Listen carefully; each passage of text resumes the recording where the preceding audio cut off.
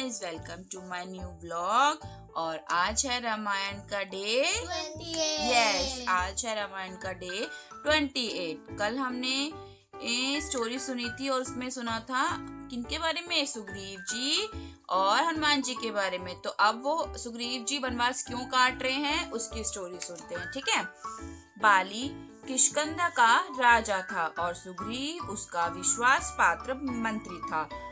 दोनों भाई थे और परस्पर दोनों में बहुत प्रेम था। एक दिन मायावी नामक राक्षस ने उनके राज्य में आया और बाली को युद्ध के लिए ललकारा। बाली ने उसकी चुनौती स्वीकार कर ली और लड़ने चला गया। राक्षस भयभीत होकर एक गुफा में छिप गया। बाली उसके पीछे पीछे गुफा में गया और सुग्रीव को बाहर ही प्रतीक्षा करने के लिए कहा। कुछ घंटों बाद सुग्रीव ने भीतर से आती हुई बाली की चीख सुनी। सुग्रीव ने समझा कि बाली मारा गया।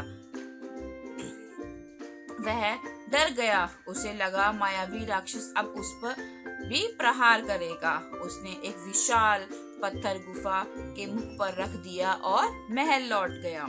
बाली की मृत्यु की खबर सुनकर वानर ने सुग्रीव को राजा बनाने की सलाह दी। कई माह बाद बाली को वापस आया देख सभी अचंभित रह गए। सुग्रीव को राजा बना देख बाली क्रोधित हो उठा।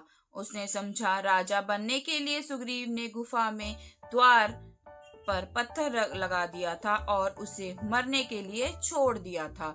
सुग्रीव ने सत्य को बताया पर बाली ने विश्वास नहीं किया। उसे राज्य से निकाल दिया तथा उसकी पत्नी को भी हर लिया। अपने भाई की कथा बताने के बाद सुग्रीव ने राम से सहायता मांगी। वह अपने राज्य वापस जाना चाहता था। राम ने सुग्रीव को सहायता का आश्वासन दिया। अब राम भी उन्हें अपनी कथा सुनाई।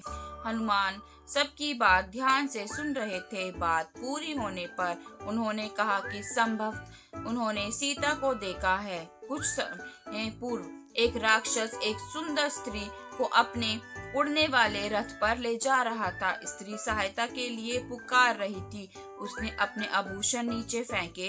हनुमान गुफा के भीतर गए और लाल कपड़े में बंधे हुए आभूषण, हार, चूड़ी का चूड़ा और पायल ले आए। सीता के आभूषण राम ने तुरंत पहचान लिए। जो आभूषण टुकड़े पहले हमें वन में मिले थे वही ही उन्हीं के भाग थे।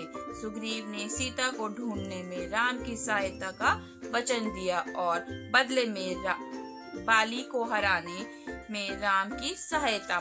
सुग्रीव अपने घर किष्किंधा जाना चाहता था और वह अपने निष्कासन का मामला सदा के लिए समाप्त करना चाहता था। पर बाली को हराए बिना ऐसा संभव नहीं था। जब तक वह राजा था सुग्रीव अपने घर नहीं जा सकता था।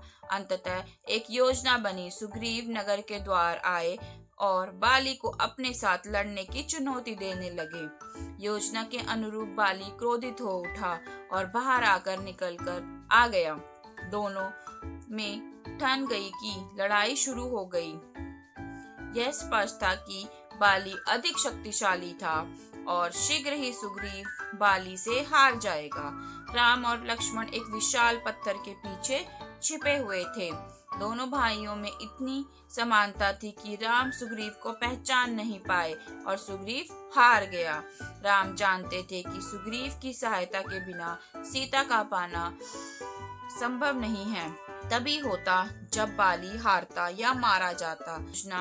राम ने योजना अनुसार सुग्रीव के गले में हार पहनाकर भेजा। एक पल ऐसा आया जब लगा कि बाली सुग्रीव पर भारी पड़ रहा है। तभी राम ने एक बाण चला दिया। बाली की छाती में जा लगा। बाली की मृत्यु हो गई और सुग्रीव वानरों का राजा बन गया। तो ये थी स्टोरी सुग्रीव जी की कि उनके साथ उन्होंने अपनी स्टोरी बताई और बाली का क्या हो गया, मार दिया गया। राम जी ने बाली को क्यों मारा था? जब बाली मरेगा या हारेगा तब सुग्रीव उनकी हेल्प करेंगे। किस लिए? सीता माता को ढूंढने के लिए, ठीक है ना। तो आज के लिए इतना ही, कल के लिए बाय, गुड नाइट, अगले ब्लॉग में मिलते हैं।